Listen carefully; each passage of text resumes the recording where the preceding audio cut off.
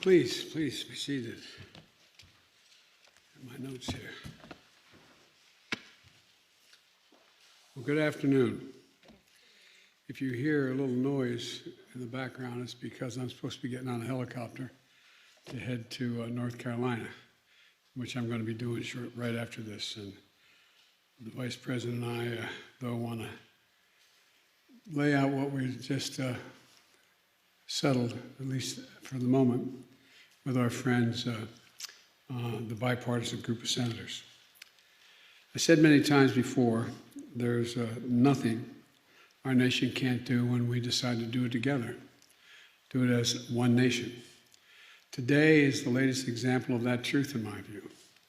I'm pleased to report that a bipartisan group of senators, 5 Democrats, 5 Republicans, part of a larger group, has come together and forged an agreement that will create millions of American jobs and modernize our American infrastructure to compete with the rest of the world and own the 21st century.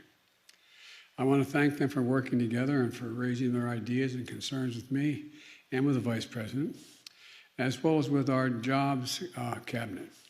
Secretary Buttigieg is here. Good to see you, Mr. Secretary. Secretary Fudge, Secretary Granholm, Secretary. There you are. Okay, you guys got to make sure. I thought everybody was on this side. I was on Secretary Raimondo and Secretary Walsh.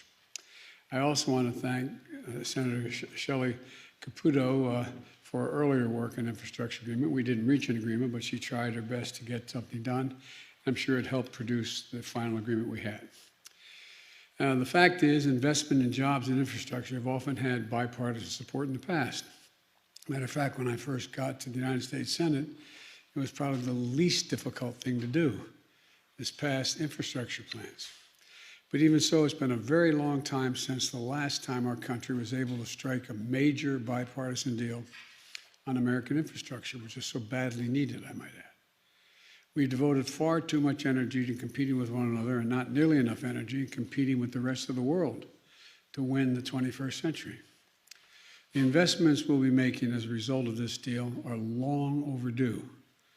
They'll put Americans to work in good-paying jobs, repairing our roads and our bridges. They'll deliver high-speed internet to every American home, bringing down the price that people pay now for internet service.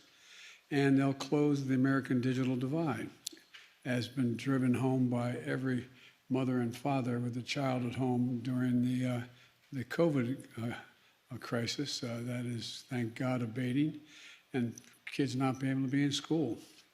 It's going to put plumbers and pipe fitters to work. It's going to replace 100% of the nation's lead water pipes so that every child and every American can turn on the faucet at home or at school and drink clean water, including in low-income communities and communities of color that have been disproportionately affected by lead pipes and the consequences of that. This deal makes key investments to put people to work all across the country, building transmission lines, upgrading the power grid to be more energy efficient and resilient, and extreme weather to be able to sustain extreme weather and the climate crisis. It also builds our natural infrastructure, our coastlines, and our levees to be more resilient as well. American workers will be installing electric vehicle charging stations and undertaking critical environmental cleanups. This bipartisan agreement represents the largest investment in public transit in American history. And I might add that the largest investment in rail since the creation of Amtrak. You all know I have nothing but affection for Amtrak, having traveled over 1 million miles on it, commuting every day, but it's a big deal. This agreement is going to create new financing authority that's going to leverage private capital and infrastructure and clean energy projects. It'll provide folks with good-paying jobs that can't be outsourced, the kind of jobs that provide a middle-class life with a little bit of breathing room for American families. My dad used to say, being in the middle class is just being able to take that extra breath. I mean it sincerely. Think about it. Think about all the people who can't take that breath because they have no margin for error. We're going to do it all without raising a cent from earners below $400,000. There's no gas tax increase, no fee on electric vehicles.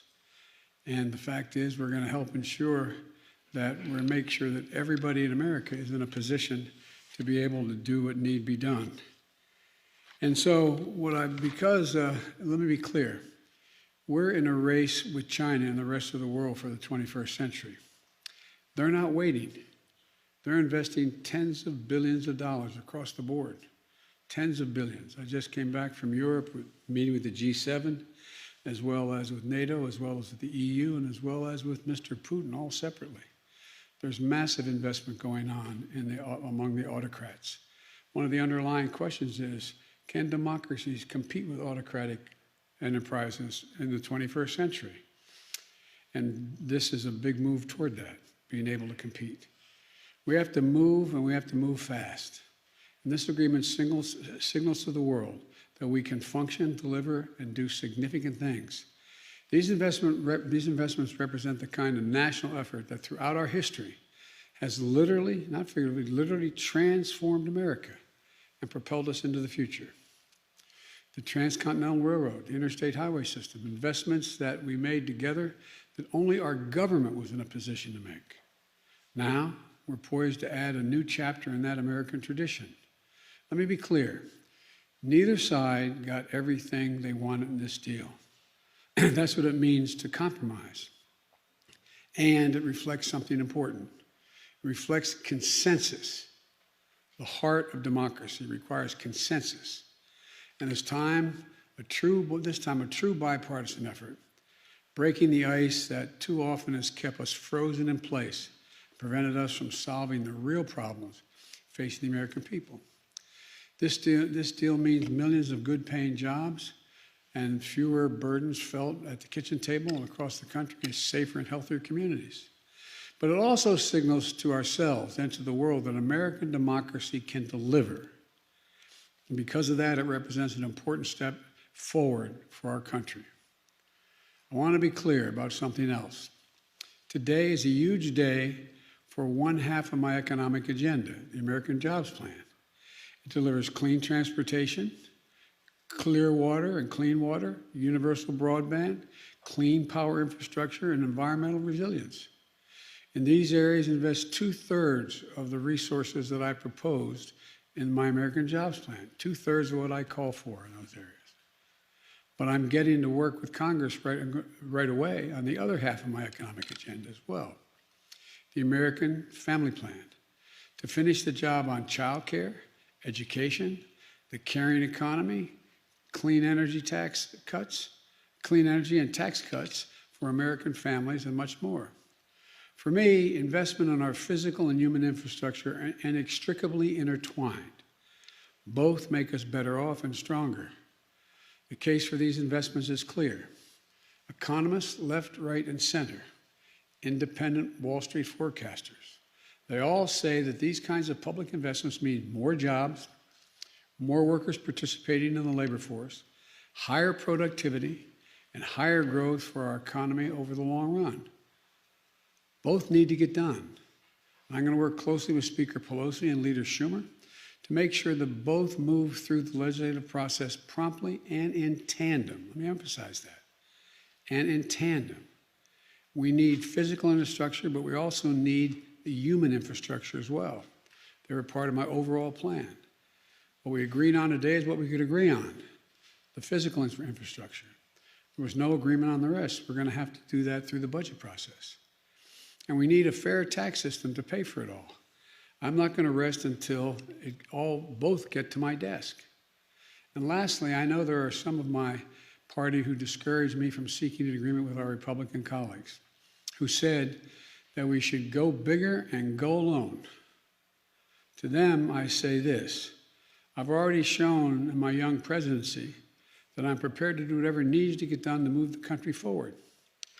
That's what I did with the American Rescue Plan, which is $1.9 trillion. Let me say this: when we can find common ground, though, working across party lines, that is what I will seek to do. The reason why is because the broader support a proposal has in Congress, the stronger its prospects for passage. Working together when we can allows us to make bipartisan process whenever possible without foreclosing the right and the necessity of moving forward on a majority basis when we are at deep odds with one another, so-called reconciliation process. And for the deal being announced today, there's plenty of work ahead to bring this home. It's going to require hard work and collaboration. The committee chairs and the ranking members are going to play a major part. There are going to be disagreements to resolve and more compromise to be forged along the way. But this group of senators and all the American people can be proud today because we've reaffirmed once again we are the United States of America. There's not a single thing beyond our capacity that we aren't able to do when we do it together. I know a lot of you in the press particularly doubt that unity is possible, that anything bipartisan is possible. It's hard, but it's necessary, and it can get done. So I want to thank you all, and God bless you. And now I'll take a few questions before the helicopter leaves without me from the press. Mr. President, what assurances do you have at this point that you have sufficient Democratic support both in the Senate and the House to move both on this bipartisan deal and on the reconciliation package? You always ask me those things. Nobody knows for certain. It's your job, but you know it's not a reasonable question. And the reason I say that, I'm being critical. The idea of my telling you now that I know what every senator, how they're going to vote, is just not, I don't know that. I do know that among the roughly 20 bipartisan groups of senators and senators that I met with, well, only 10 were here today, but that group, that we had an agreement. For example, I talk about, well, why would Biden compromise? Well, when's the last time, if you had asked me whether or not I'd be able to get passenger rail service for $66 billion worth, largest investment ever since Amtrak came about. I asked for 90, got $66 billion. Talk about public transit, $49 billion for public transit. When I raised that before, some of you looked at me like, where have you been, Biden? You've been spending too much in China or something. I haven't been to China. Electric buses, $7.5 billion. I asked for 15. I couldn't get all of it, but we compromised. Electric infrastructure, that is charging stations along the roads. I asked for 15, I got 7.5. These are significant down payments on things that we finally got after the skillful negotiation on the part of my cabinet and my team led by Mr. Ricchetti. And so when you ask me, what guarantee do I have that I have all the votes I need? I don't have any guarantee. But what I do have is a pretty good read over the years of how the Congress and the Senate works. And the idea that we're not going, because someone's not going to be able to get every single thing they want, they're going to vote against some of the things I just named, with nothing in here that's, quote, bad for the environment, bad for the economy, bad for the transportation, is unlikely. But I can't guarantee it. You know that. Yes. Mr. President, talk a little more about your interactions with Republicans specifically. You said earlier, they've given me their word. Where I come from, that's good enough for me. To skeptics in your own party, what is it about the conversations you've had recently with Republicans that gives you so much hope? And secondly, you had said earlier you might have more to say about the situation down in South Beach, Miami. Just curious. I'm going to stick to, I will at the end answer your South Beach question, but let me, so we have some coherence here. Number one, I work with a lot of these people who are in the room. I know them. Everybody knows, and you guys know, when certain senators tell you something, they mean it, and others you discount. Where I come from, in my years in the Senate, the single greatest currency you have is your word, keeping your word. Mitt Romney's never broken his word to me. The senator from Alaska and the senator from New Hampshire, they've never broken their word. I'm from Maine. They've never broken their word from their friends. And so the people I was with today are people that I trust. I don't agree with them on a lot of things, but I trust them when they say, this is a deal, we'll stick to the deal. Just like I doubt whether you'll find any one of them say they don't trust me when I said, okay, this is the deal on these issues, this is the deal we'll stick with. But for example, and I made it clear today, there's other things in the environment I want to get done. I think we should have the $300 billion tax credit for dealing with the environment. It will be a giant tax cut for corporations, but it'll also be a giant move toward weatherizing every building in America and all the things we need to do.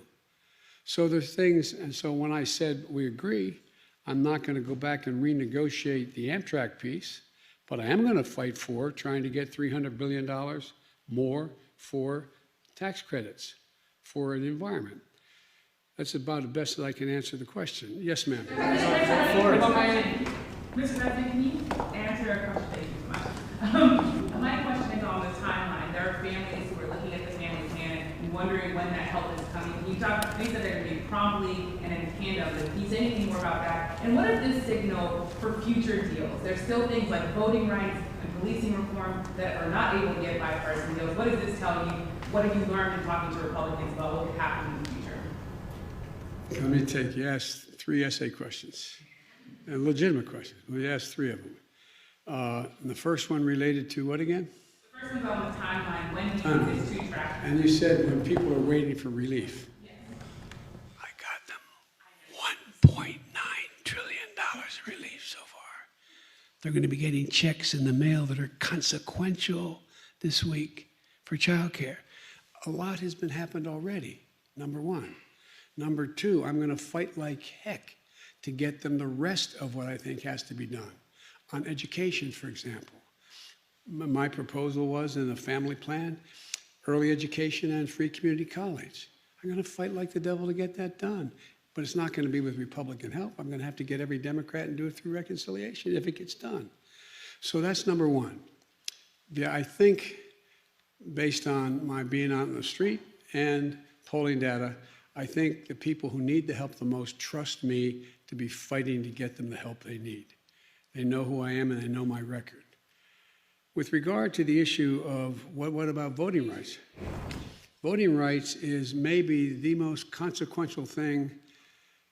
I think I'm going to be going around the country, spending time making the case to the American people that this just isn't about showing an identification that this is who I am when I vote. This isn't just about whether or not, you can provide water for someone standing in line while they're waiting to vote. This is about who gets to judge whether your vote counted after it's been cast. Think about it. Up to now, every state and the federal government has assumed that there would be officials who were appointed and or elected in states where the election commissioners bound by an oath that they would uphold certain requirements to make sure the vote was honest and fair. What these guys are trying to do now, in rough approximation, is say that if we don't like the way the vote turned out and we control the state legislature, we're going to say the vote didn't count. And we're going to recount. That's never happened before. It's wrong. Who in God's name, as my mother would say, died and left them boss? Your vote has to count when you cast it. There's a lot of ancillary pieces of this legislation I strongly support. I strongly support the idea that if I had my way, there'd be no private contributions to see who gets elected, how much money you raise. If I had my way, and I think it's really important that every election day would be a day off, because people who work certain shifts can't make it to the election. I would make sure there's automatic registration when you turn 18. That's what I think everybody thinks this fight is about. And it's a worthy fight, but it's much more profound than that. It's about saying that the legislature in Georgia could decide, if it's a Republican legislature, on reflection, we don't think that election was fair. We're going to vote to say it didn't count. It's just simply wrong. It's wrong. And in my view, it borders on being immoral. This is the sacred right to vote. As John Lewis said, it is the most important right you have. And so I'm going to be making the case across the country, and as best I can to seize overtime. Mr. President, Mr. President. Mr. President, you said you want both of these measures to come to you in tandem. Did you receive any assurances that that will happen And how do you anticipate, what will you do? I if they control don't that. get to you? If they don't come, I'm not signing. Real simple. So what I expect that in the coming months this summer, before the fiscal year is over, that we will have voted on this bill, as well, the infrastructure bill, as well as voted on the budget resolution. And that's when but if only one comes to me, I'm not, if this is the only thing that comes to me, I'm not signing it. It's in tandem. Mr. President. Do you support then Speaker Pelosi's stated plan to hold the bipartisan deal in the House until the Senate also passes reconciliation? Do you support that sequencing on her part? Yes. But Mr. President, you're all Mr. already President. on the same page about the reconciliation package. So by moving forward with this two-track system, are you putting the bipartisan bill in jeopardy? Sure, the bipartisan bill was, look, the bipartisan bill from the very beginning was understood there's going to have to be the second part of it.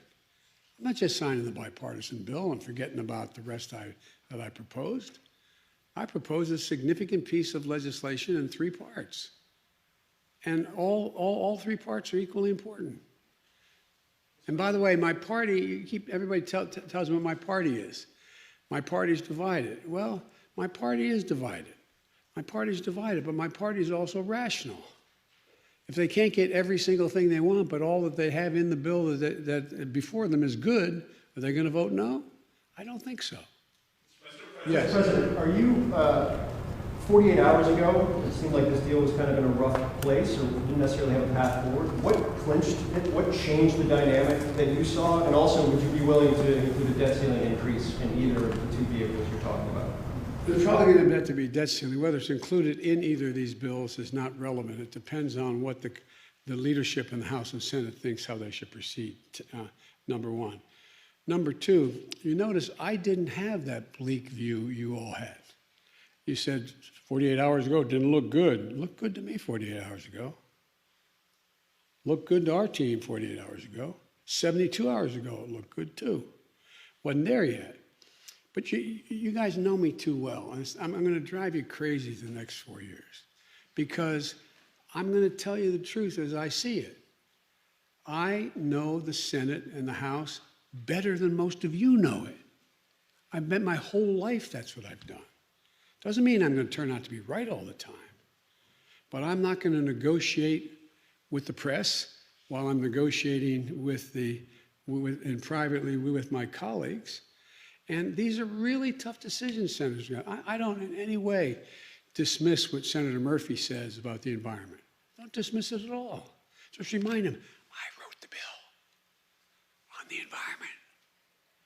Why would I not be for it?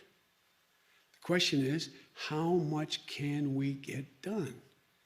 And the bottom line is, when all is said and done, does what you agree to preclude forever you getting the things you really want? Well, I'm not for that. I'm not going to vote for one of those deals. Secondly, do you get all of what you wanted and do you come back and fight another day? I've been president about 150 days. I think we've done fairly well so far. Not because of me, but because the way the system works. So it's not, I mean, I know that doesn't answer any of your questions about, can you tell me when, how are you going to do it? I just feel that the best way to get a senator or a congressperson who supports the essence of what's already there, but says I don't have enough of what's there, of other things, the best way to get that message across is go to the constituents and say, here's what's on the table.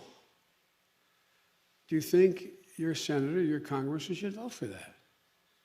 So you campaign. The campaign doesn't stop. The partisan piece stops in terms of I'm against Charlie Smith or Harriet Wilson. But that doesn't stop. I mean, that stops, but what doesn't stop is the saying, it's like on a last example I'll give, I promise I won't do this to you again, but remember in 2018, everybody said, well, you know, we're going to lose, the Democrats are going to lose, you know, as the House and Senate, they're not going to make, the House, they're not going to make gains. And I went into over 60 congressional districts. I didn't go after the individual congresspersons who were against making sure that we kept the Affordable Care Act, but I went to their constituents and said the Affordable Care Act is really important. We had a large crowd show up and say, here's why I think you should do it. That's why if I were you, I'd take a look at what Charlie Smith says and Harriet Wilson says. He's for it, she's not, or she's for it, he's not. And guess what? We won, what, 40-some seats? So it's not just convincing this particular congressperson. It's making a rational case, if you can, in their communities why this is important to get done. And I think the fact that I didn't get everything now, at this moment, for example, a lot of our housing pieces didn't get passed. We're coming back at it, though. We're coming back at it. We're going to make the case. And if I make the case to the public at large, the one thing I can say for all of you, you do accurately report what I say. The problem is I disappoint you because I can't answer all your questions and negotiate with you before I negotiate with my colleagues. But I really think the public understands and they're seeing. The proof is in what's happening. It's now projected our economy is going to grow above 7% this year. Projections from Wall Street to the Fed is going to continue to grow. We're going to increase more, and guess what? Remember you were asking me, and I'm not being critical of y'all, I really mean this. It was legitimate questions you're asking me. Asking me, well, you know, guess what? Employers can't find workers. I said, yeah, pay them more. This is an employees bargaining chip now. What's happening? They're going to have to compete and start paying hardworking people a decent wage. And by the way, talk of inflation. The overwhelming consensus is going to pop up a little bit and then go back down. No one's talking about this great, you know. So again, if it turns out that what I've done so far, what we've done so far, is a mistake, it's going to show. It's going to show the economy is not going to grow like it wasn't before. People aren't going to have jobs with increased pay like it was before. People are going to be out of work like it was before with no options. Unemployment's going to continue to climb instead of continue to go down. If that happens, then my policies didn't make a lot of sense. But I'm counting on it not. That's why counting on it is working. I've got to get a helicopter. Mr. President, Will you travel to Florida, sir? Can we ask you about Florida, what you've learned and what you Oh, hope you yes, have? I apologize. Yes, thank you, my President. I've spoken with, coincidentally, the mayor of Miami-Dade was in my office yesterday. And I talked to her today, not about that, obviously. And so I had a long discussion with her today. I've also spoken with, we've been in contact with the Congresswoman, Debbie Wasserman Schultz, who has that district. We've gotten in touch with FEMA. They're ready to go. The governor is going to have to, we can't, they're down inspecting on what they think is needed. But I'm waiting for the governor to ask for declare an emergency, and especially as we learn more about what the rest might happen in the rest of the building. So we are on top of it. We are ready to move from the federal resources immediately, if in fact we're asked for it. But we can't go in and do it now, but the FEMA is down there, taking a look at what's needed, and including from everything from if the rest of those buildings have to be evacuated as well, finding housing for those people, making sure they have the capacity to both have a place to shelter and food to eat, et cetera. So that's underway now, and my chief of staff has been deeply involved in this from the very beginning. We got the cabinet involved in it now in terms of dealing with FEMA. We're working on it, and I made it clear. I say to the people of Florida, whatever help you want that the federal government can provide, we're waiting just ask us, we'll be there. We'll be there. So thank you so much. I appreciate it. One quick question. What are you hoping the Vice President can do with the board tomorrow? Done a great job so far. And the reason why it's important that she go down, she's not set up the criteria as we've spoken with President of Mexico, Guatemala, the region, to know what we're doing. Thank you very much. Do you know anything of these reports about moving Afghan nationals to other countries who helped during the war? We're going to come, we've already begun the process. Those who help us are not going to be left behind. Do you know what country they're going to move to first? I don't know that. I'll be meeting with the county tomorrow. The head of these come in my office. That will be a discussion, but we're welcome here, just like anyone else who risks their lives to help us. And Mr. Thank you, sir. President, any more